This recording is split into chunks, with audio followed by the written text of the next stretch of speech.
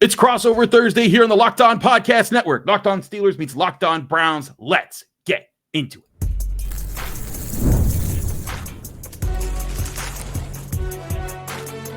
You are Locked On NFL Crossover, part of the Locked On Podcast Network. Your team every day. Hello and welcome to Crossover Thursday here on the Locked On Podcast Network. I'm Chris Carter of Locked On Steelers here with Spencer German of Locked On Browns, and we're here getting you ready for Steelers Browns this Sunday, 1 p.m. in Pittsburgh. As always, Crossover Thursday is brought to you by Prize Picks. Download the Prize Picks app today. Use code LOCKEDONNFL to get $50 in lineups after you play your first $5 lineup. Spencer, there's a lot of talk right now about quarterbacks. Aaron Rodgers being new in Pittsburgh. That's kind of still people still adjusting to what that means. But man, when we talk about quarterback shakeups, Cleveland has taken that to the nth degree in this season. Dillon Gabriel getting his first start against the Vikings last week, and then trading away Joe Flacco. It's so crazy because, in Pittsburgh, as a writer, I was so looking forward to the Kenny Pickett game where he was going to get to lead the Browns against the Steelers. That never even comes to fruition. He's somewhere completely else. What's been your read as far as how Dillon Gabriel handled his first game and how he's looking heading into this week? It's interesting you bring up the Kenny Pickett thing. What's funny about that is kind of looking back on this, I almost feel like the Browns really wanted Pickett to be the guy who emerged at the end of training camp as the starter for them, and that Flacco was kind of like the, break glass in case of emergency option, and they ended up kind of having to break the glass because of emergency when Kenny Pickett went down week 1 of training camp with the hamstring issue that basically kept him from getting meaningful reps until basically the last week of the preseason. By then, they needed a decision to be made. So it's kind of funny you say that because I think a lot of people felt that could have been how the season started, and it wasn't. And it's gone so poorly since then that, 4 weeks in, they're making a quarterback change to Dillon Gabriel. He makes his first start last week. Now, this week, they trade Joe Flacco, who was now their backup and was still a captain on this team and brought a sense of leadership that they appreciated. But I can say this, like, it's interesting too, because Stefanski told us on Wednesday that even he was basically caught off guard by this. Like, they were not expecting to move Joe Flacco. That wasn't really in the plan. And then the Bengals called up because they were so desperate and said, hey, here's what we'll give you. Like, let's make this thing happen. They really wanted Joe. And so they got it done. And so, yeah, that basically makes it like where Dillon Gabriel is sort of center stage here in Cleveland. And it's now all eyes on him for the rest of the season to see what he can do and if he can be a quality starter for this team, with Shedeur sort of lurking in the background and people ready to see him at some point as well. And, I think his first game, I called it solid. I also said I thought it was intriguing enough that Browns fans should want more and should be excited to see more from him. But it all kind of centers around how much more Kevin Stefanski is willing to give him in this offense. And I don't know that that's going to be I think the conservative game plan you saw in week 1, or sorry, not week 1, but in his first start is going to be similar to what you see here against the Steelers, because that Steelers defense is obviously very, very good. And I don't think Kevin wants to put Dillon in a spot going to Pittsburgh where this team hasn't won since 2003 in the regular season, to, make any big mistakes or really, mess up an opportunity for the Browns offense. So I think they're going to probably play it pretty safe. But I do think there is some intrigue into what Dillon kind of continues to do after getting this first start under his belt.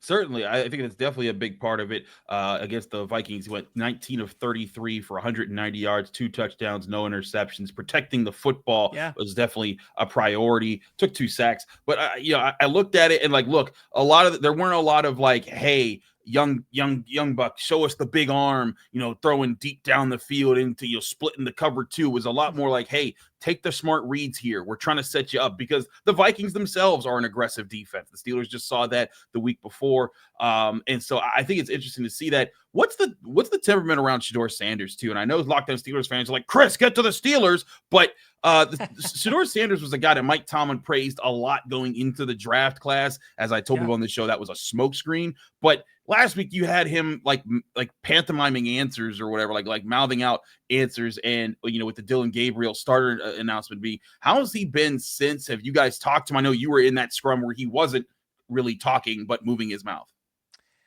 Yeah, so I think it's important for people to recognize like what that was all about. Because even in the moment, I think we were all kind of caught off guard, like, oh, okay, like this is Right. how he's handling this. And I think it was easy to sort of equate it back to, oh, this is how he's handling answering questions about the quarterback change.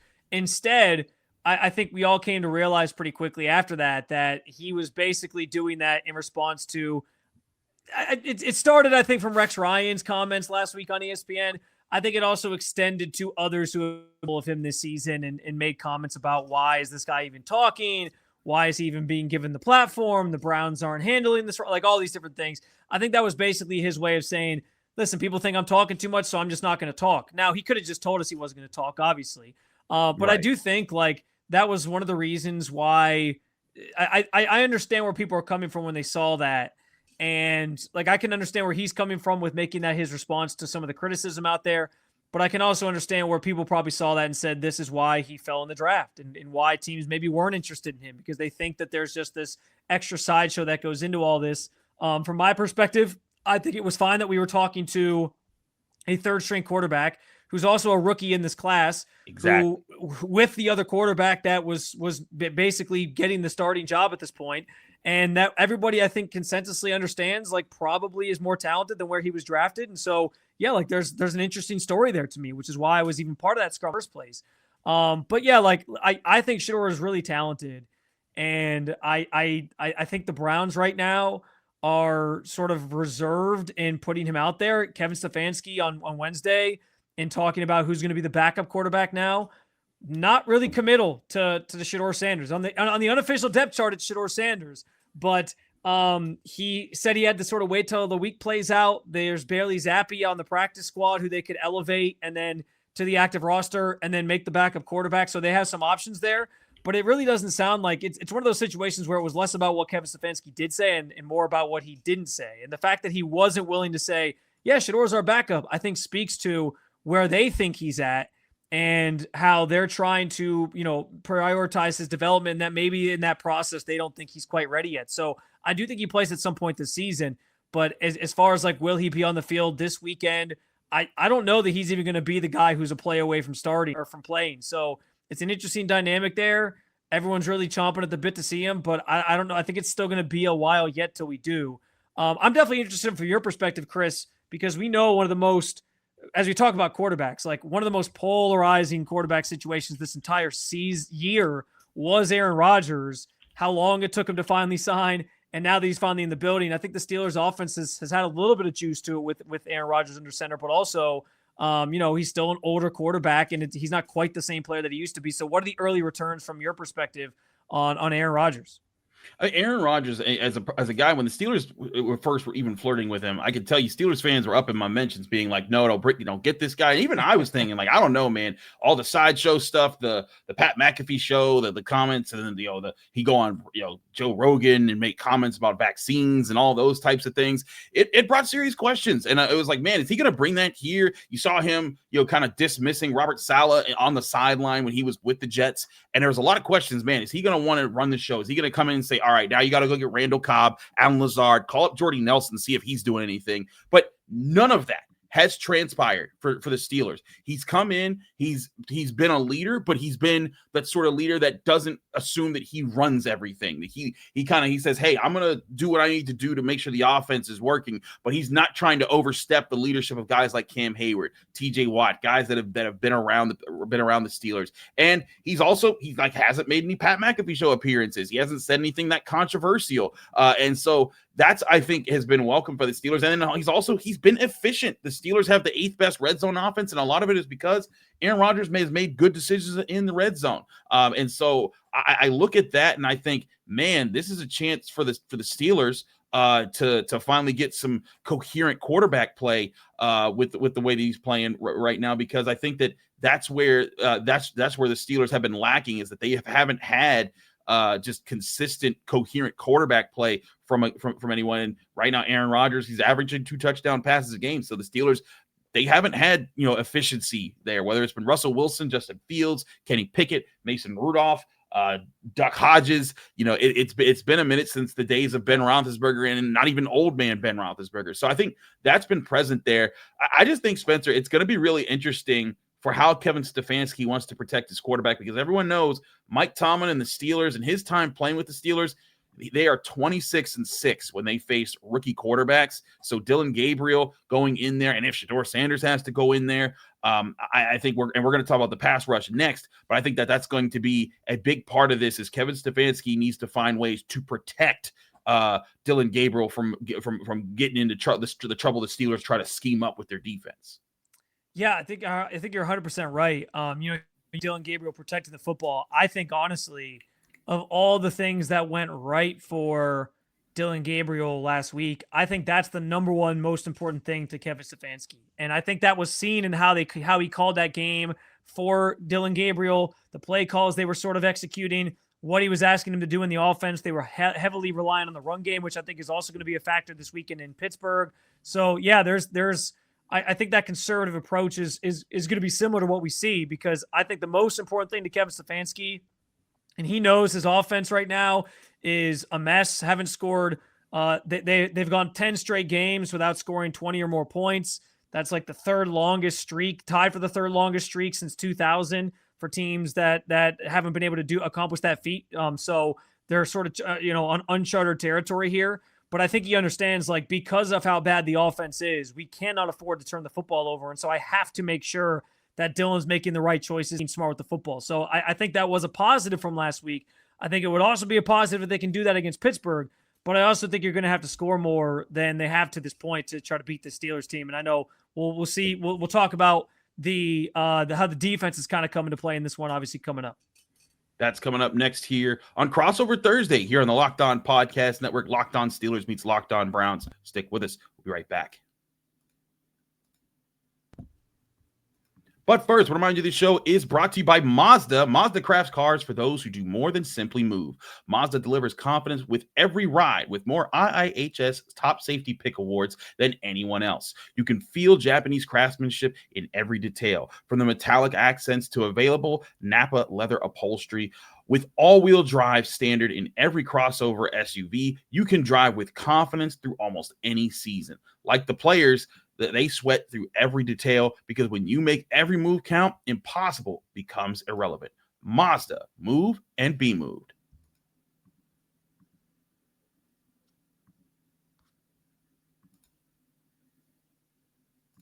Back here on Crossover Thursday here on the Locked On Podcast Network. Chris Carter, Spencer German, Locked On Steelers, Locked On Browns. Spencer, let's talk about the pass rush in this game, which it is the top thing to talk about when these two teams play together, as it has been since 2017 when both teams added who. The Browns drafted Myles Garrett first overall. The Steelers went and got T.J. Watt 30th overall, and the two have been just head-to-head competing as the two best edge rushers in football for the past, 8 years? It's kind of wild that it's been this long, 9 years, however long it's been. But right now, both guys, I think, Myles Garrett came out on fire. TJ Watt came out a little bit slow. I think it was less TJ Watt. Teams were triple teaming him. The Steelers were trying to key up how to get him more isolated looks. But now he has been doing that. Both guys up there as far as sack production this year. What have you seen from how the Browns have approached their pass rush this year? Because we know Jim Schwartz, he's an aggressive guy, but right now, if you look at the advanced numbers from both teams, the Steelers are blitzing like the fourth most of any team in the NFL. The Browns not blitzing as much, but of course, still getting after the quarterback. Yeah, I would go as far as to say this. I think just from the guys up front, the four guys that are down in the trenches for the Browns, if you take blitzing out of it, I think the Browns have the best defensive line in football. And listen, somebody could push back on that. I understand people might hear that, especially in Pittsburgh, and laugh and say, it's the Browns. Look at their record. How can you say it? No, this defensive line is legit. And I think that's the biggest difference this year is, listen, Myles is Myles. He's going to get his. He's a tremendous player. He's a future Hall of Famer. You might as well start in the gold jacket for him. We know he's going to the Hall of Fame. And the rivalry that exists between him and TJ, it's a fun sort of narrative that always comes up between these two teams, especially when you consider this offseason, they both got paid and TJ made sure to just get $1 million more than Myles. Right. Exactly. So that definitely exists. And it's definitely sort of a fun storyline here. But I think for the Steelers, this is more so about how are they going to handle everybody else? Because again, Myles is going to make his plays because he always does. Even when you chip him, you do everything. But we know the Steelers are going to throw a lot Myles Garrett's way. My question is, and that's been, I think, what's played out these first 5 weeks, what's going to happen when you throw 2 or 3 guys Myles' way with the other guys up that you're trying to block? Because the rotation of Isaiah McGuire and Alex Wright has been fantastic opposite of Myles Garrett at defensive end. Those 2 guys both forced fumbles last week, and the Browns recovered them in that game in London. Up in the middle, you add Mason Graham via the draft. There's some numbers that suggest like he hasn't been quite as dominant, but I still think like the base is there that he is stopping the run plays. He is generally pushing the pocket a lot, and he is making his presence felt in a number of different spots. And I think the biggest one is Malik Collins. I was surprised, like maybe not surprised because I understand like the Browns were in a certain situation this offseason where nobody was really caring about what they were doing other than the quarterback position. But the Malik Collins signing to me was one of the most underrated signings that went down this entire offseason. Dude was top 10 in pass rush win rate from the interior last season. Like he's a good player. And what's beautiful about this group is because Myles draws so much attention, it frees up everybody else to make plays. And they finally have guys supporting Myles who can make those plays. So yeah, like I agree with you. It's the focus is always going to be on Myles. He's a game wrecker. He can screw up any team's game plan. But I'm curious to see how the Steelers up front handle the rest of that group, because this group absolutely can screw up whatever plans the Steelers have on offense single-handedly and keep this game close because of it. The Steelers recognize that, and while this guy's been a starter for a couple years, this is his first year starting at left tackle. That's Steelers starting left tackle Broderick Jones, a 2023 first-round pick. We got a chance to ask him about Myles Garrett. Here's how he reacted when he got asked about Myles Garrett and how he has to prepare against one of the best edge rushers in football. What doesn't settle? It's the question. He's just an amazing player all around. Plays the run, plays the pass. He's just a freak of nature. So, you got to do everything you can to slow him down. Just try and keep a lid on him. I guess that's the right way to say it. So, that's the game plan, and hopefully we can stick to it and execute. So Broderick Jones talking about sticking to the game plan here, but one thing the Steelers added to their game plan last week against another 4-man front with the Vikings, or well, I guess 2 weeks ago now. But what they did against them was they got their tight ends to work. And if you're familiar with the Steelers tight ends, if you're not paying attention every week, they actually got Darnell Washington the most snaps of any skill player on the team, even more than DK Metcalf, because he was being used for wham blocks. He was being used to help set the edge in the run game. He was being used as extra pass protection and also to catch passes. And so I fully anticipate the Steelers to throw extra help Broderick Jones's way for his first game playing left tackle against Myles Garrett, and not just leave him on an island and trust that they're going to be able to get help elsewhere. Plus, the Steelers also, they've been throwing in their swing tackle, Spencer Anderson. Last week, he was on the field quite a bit, or 2 weeks ago again against the Vikings. So I expect some Spencer Anderson to come over there to help against Myles Garrett. I expect Darnell Washington to come over there and help against Myles Garrett. I also expect guys like Pat Freiermuth, Jonnu Smith, or even like a receiver like DK Metcalf or Ben Skoranek to kind of help with like a chip that can help him, like, hey, let's knock him in the direction that we plan to kind of catch him on this play. Because the Steelers are well familiar with him, and they've been going against him since 2017. And, it's the same thing for the Browns. They know what T.J. Watt brings, and I think that's what's going to be interesting in this game, because both of these teams are right up there when it comes to pass rush production and in a sack percentage per drop back. The Browns have the 4th highest rate in the NFL. The Steelers have the 2nd highest rate in total sacks per game rate right now. The Browns have the 7th highest in the NFL. The Steelers have the 2nd highest in the NFL. So you're looking at these teams in that they pride themselves on getting after the quarterback. And albeit the Steelers are doing it differently this year. I think traditionally under T.J. Watt for many years, especially with Terrell Austin as their defensive coordinator, especially the last 3 years, they didn't blitz. They kind of did what the Browns did. They relied on their front 4 because they said, hey, we're just going to beat you with these guys. But this year, the Steelers are blitzing at over 35% of the time. That's the 4th highest rate in the league. And part of that was, in my opinion, because teams were just triple teaming TJ Watt every play. And they're just like, you know what? we got to cause more havoc. We can't just rely on 4 guys to just win all the time. And with new guys like rookie Derek Harmon playing defensive tackle next to Cam Hayward, Nick Herbig's been playing more in the rotation with Alex Highsmith, who's expected to be back this week from his injury. I think it's going to be an interesting chess match as far as how the Steelers try to send blitzes that try to catch the rookie off guard versus the Browns trying to find ways that they can beat a young Steelers offensive line and take an old Aaron Rodgers and put him in a disadvantageous situation. Yeah, I think that's really well said. I will go back real quick to the Project Jones comments because they kind of reminded me of the joint practices with the Eagles that the Browns had this summer, where Jordan Mailata, after practice the one day, he was getting absolutely schooled by Myles. And a lot of it's joint practices, so a lot of the stuff they were doing, like they just left him on an island. They didn't do what you would actually do in a game. Right. But he basically said, like, listen, I did my job and Myles still beat me. Like that, and that kind of sums up Myles Garrett in a nutshell, right? Like he's the type of player that you could do everything right and it just won't matter because he's a freak. He's a freak of nature. And so I anticipate, like you said, that the Steelers will throw a lot his way. My question becomes, like I said, like, can the other guys kind of get home after that? And I do think, to your point, like, I know it's so cliche to say that, so much about football or winning a football game comes down to what happens in the trenches. But I do think, like, the defensive lines almost will tell the story of this game. And I do think it's interesting that, like, you have 2 different dynamics at quarterbacks between these 2 teams. One with the Browns, who are starting a rookie who hasn't seen a lot, doesn't have that experience. The other in Aaron Rodgers, who has seen a lot, but not quite as mobile as he used to be, maybe lost a little bit of a step in his game. So there's sort of some different dynamics there where it's like, well, hey, one guy's going up against a pass rush and has to try to like track the clock. And the other guy has to go up against this blitzing Steelers team and, diagnose things that he probably hasn't seen before. So which strategy kind of comes out victorious in a way. So I think that is a fascinating way to look at it. I will say this, and like the TJ Watt, Myles Garrett thing, I feel like every time they play in Pittsburgh, TJ has an absolutely ridiculous game, makes some, Herculean pick 6 type play all by himself, or like strip sack that leads to a touchdown. And I feel like Myles kind of disappears in these games. And then when it's flipped and it's in Cleveland, Myles does his thing and TJ maybe, doesn't do quite as well. So I know like there's certainly a lot of debate around TJ right now, and people were bringing up numbers at the end of last season about how he kind of fell off a cliff at the end of the season and whatnot. I still think TJ Watt's one of the best players in football. He's obviously one of the best pass rushers in football. And I think like Myles, he draws so much attention.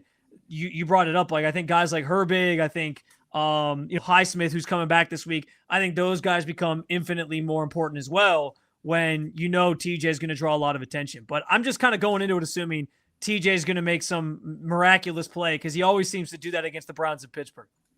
He certainly does. TJ Watt known for getting after teams in general, but especially is known for getting after the Cleveland Browns. I mean, it's a long history. I'll say this too: the Browns' offensive line. Now they got Jack Conklin back last week, and I think that helped things. But their offensive line has been a mess through these first 5 weeks for the most part. Like a lot of miscommunications, a lot of guys just kind of getting through. And I think that's another part of this conversation because, like you said, the Steelers are going to blitz a lot. They're one of the top blitzing teams in football right now. If they're going to blitz a lot, like making sure guys are on the same page about who you're picking up and not missing assignments and knowing like, okay, this guy's coming in this gap, I got him. This guy's faking like he's blitzing, a simulated blitz, and then dropping back. They got to sort of be on their P's and Q's with those things. And I don't know that I trust this group to do that. So just quite yet. So it's going to be interesting because I thought that will all play into the decision-making from Dillon Gabriel. And if they can rattle this rookie quarterback, I think for sure it's a recipe for the Steelers to win this game. Certainly can be. As it stands right now, Myles Garrett has 4 sacks in 5 games, a rate of 0.8 sacks per game. TJ Watt, 3 sacks in 4 games, a rate of 0.75 sacks per game. Both still getting after it, and even while both drawing double, triple, and sometimes even quadruple teams with double chips, it's insane what teams go through to stop both of these guys. We're going to take a quick break. When we come back, I want to talk about the state of this rivalry because Aaron Rodgers had some interesting comments. This will be his first foray into AFC North football, and there's some interesting tidbits to look at from what he said to where the Browns stand with Kevin Stefanski this year. We'll explore all of that next here on Crossover Thursday here on the Locked On Podcast Network. Chris Carter, Spencer German. Stick with us. We'll be right back. But first, what reminds you this show is brought to you by Game Time. The NFL season is back, and honestly, there's nothing better than being in the stadium surrounded by fans cheering on your team. But let's be honest, getting tickets can be a hassle. Between queues, login screens, and prices jumping at checkout, it's frustrating. That's why I use Game Time. It's the app that gives the advantage back to the fans. Game Time is fast, easy, and backed by the Game Time guarantee. You'll always get 100% authentic tickets delivered on time and at the best price. Plus, all fees are included, so the price you see is the price you pay. I pulled up Game Time in just a couple taps. I saw amazing deals. I'm talking about your favorite NFL games as low as $100. I love zone deals too because you pick the section, Game Time picks the seats, and you save big. It's faster, cheaper, and less stressful than any other way I've bought tickets. Download the Game Time app today, create an account, use code LOCKEDONNFL for $20 off your first purchase. Terms and conditions apply. Again, that's promo code LOCKEDONNFL for $20 off. Swipe, tap, ticket, go. Download Game Time today. We're also brought to you by FanDuel. The NFL season is well underway, and the FanDuel is making sure that you can be ready for all the action with this can't-miss offer. Right now, new customers can bet just $5 on FanDuel, and if your bet wins, you'll get $300 in bonus bets to use all across the app. I love using FanDuel because it fits however you like to bet. Player props, building same-game parlay, or even jumping in live as the action unfolds. It makes every game more exciting, whether you're watching your team or just keeping an eye on your fantasy lineup. It's quick, easy, and the best way to add a little more energy to Sundays. So are you ready to play? Download the FanDuel app now by visiting FanDuel.com to get started. That's FanDuel.com to place your first $5 bet for your chance to get $300 in bonus bets only on FanDuel. We're back here on Crossover Thursday. Chris Carter of Locked On Steelers, Spencer German of Locked On Browns. Spencer, I'm going to read out a response to a question that Aaron Rodgers gave on Wednesday in the locker room. I was there for this, and he was asked about AFC North rivalries in the league. And of course, Aaron Rodgers knows plenty about rivalries with the NFC North, which is a classic division. But here's what he said. He said, I was asking Patrick Queen about it the other day because he's been on both sides, playing with the Ravens and now with the Steelers. In my own time in the North and the NFC, I think there's always been a great rivalry with Chicago and Minnesota. The states kind of don't like each other, so there was more bad blood between the fans. Detroit, there wasn't the same type of energy. We wanted to beat them, but there wasn't like the hatred that Wisconsin people have for Minnesota. So just old school rivalry there. It seems like that it's like that with this, that kind of rivalry is with the Browns, and the hatred goes both ways between the Steelers and the Bengals and the Steelers and the Ravens. Basically kind of saying that of the three AFC, the hatred, it's up here with the Ravens, it's up here with the Bengals, but it's more here with the Browns. And I thought that was kind of interesting. I mean, that's just his perspective. And Patrick Queen himself just became a Steeler last year. I think part of it is just the history of the animosity. The Ravens and the Steelers have both top dogs. The Bengals were always that team that kind of just hurt the Steelers right before the playoffs with injuries and got into the playoffs a little bit. But it's only been recently that the Browns have started to bite back at the Steelers. They beat them in the playoffs, and the Steelers haven't won in Cleveland since 2021. But I do think there's a different temperament there. What's your read on, one, that comment, but also this rivalry? Yeah, I love this conversation because I think people are going to be mad, but I think Aaron Rodgers is kind of right in that it is kind of one-sided. Listen, living in Cleveland, talking to fans, all that, like, I get how it goes. You know, I also grew up in Pennsylvania for several years, so I know how Steelers fans are and how they sort of see this. I think a lot, like, to your point, I think the rivalry the Steelers have with the Bengals and the Ravens kind of extends from, listen, the early 2000s when those teams would face off in playoffs, and there was a lot of hard hitting, and like the Vontaze Burfict hit on Antonio Brown, and the hit on Carson Palmer that knocks the Bengals, that ruins the Bengals postseason early in the early 2000s. Like, there's so many different stories there. The Browns and Steelers, like, they just don't have those things, right? There's the 1 year in 2020. And so I do think this is like a big brother, little brother type thing where Browns fans have hated being basically just beaten up on by the Steelers all these years. And so they want that revenge, and they're ready to sort of, you know, punch back at big brother who's bullied them all their lives. But the Steelers don't really see them as much of a threat at this point still, because they still haven't gotten their you-know-what together. So I've always kind of argued, I don't know, maybe I shouldn't say this because I don't want Browns fans to be mad, but I've always kind of argued that I think the Ravens should be the team that Browns fans hate the most, simply because they stole stole their your team. That Right. that is the original Browns, right? Like that's the original Browns. I mean, and I get it from a geographic standpoint. Like Pittsburgh and Cleveland are only like 2 hours apart. It's super close. I also think they're all, like the other part of this too is when the Browns were gone. I know for a fact there's a lot of people in Ohio, Northeast Ohio especially, who gravitated toward the Steelers during those couple years because they were good and the Browns weren't. And even in the early 2000s when the Browns came back, but they were bad. I think a lot of people sort of stuck with that. And so there's a lot of people in Cleveland, young people in Cleveland who grew up Steelers fans because their parents are like, well, hey, I'm going to go gravitate towards this team because we don't have a team anymore. So I think that plays a role into too. But yeah, listen, I think what Aaron Rodgers said is probably fair in terms of his assessment, even though he's kind of new to this situation. That doesn't mean it, like, if the Browns won this game on Sunday, it would mean a lot to the fan base. Like anytime they beat the Steelers, it's a party. Like they love that. And I understand why. So I'm not begrudging fans not to get excited if that happens. But I do think there is like that big brother, little brother sort of thing going on here where I get where the Steelers look at the Bengals and Ravens as bigger rivals and the Browns are just kind of there. But the Browns, it's always about chasing Pittsburgh. Yeah, it honestly is. I think that's the thing here is that, like, again, like that playoff win in the 2020-2021 season, it was like the first time the Browns could really stick it to the Steelers and be like, ha, we ruined your year. And like, Ben Roethlisberger, like, crying on the bench. But even with that, like the next year he comes back as old man Ben and he sweeps the Browns when that was supposed to be their year with Baker Mayfield. Everything was supposed to happen. So like it's the Browns just haven't had their chance to kind of plant their flag. And I think that's part of it.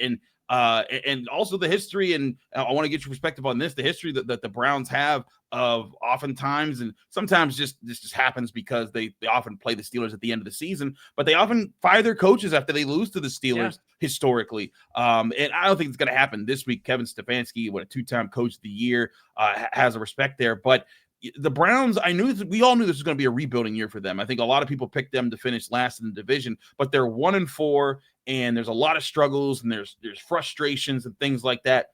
What is the temperament around Kevin Stefanski right now when it comes to the Browns and how things have been handled and, going into this game? Yeah, listen, Hugh Jackson was fired. He was the last coach that was fired after losing to the Steelers back in, I guess it would have been 2018. And then Freddie Kitchens ends up taking over the next year, and he only gets the 1 year, and then that paves the way for Kevin Stefanski to get hired in 2020.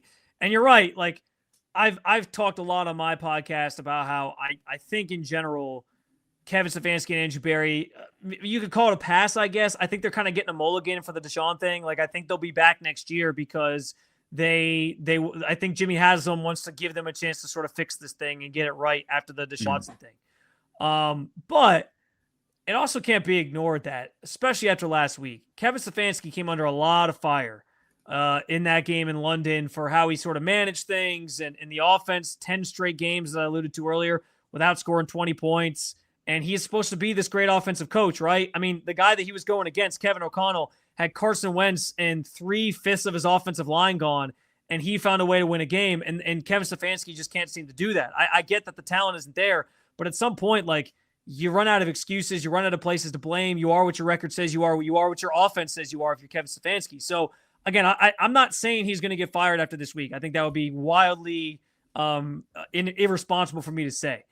But I can't act like this isn't a pretty important game in terms of, like, his continued assessment as the season goes on. Like, if he's going to get fired, it probably won't be till the end of the year.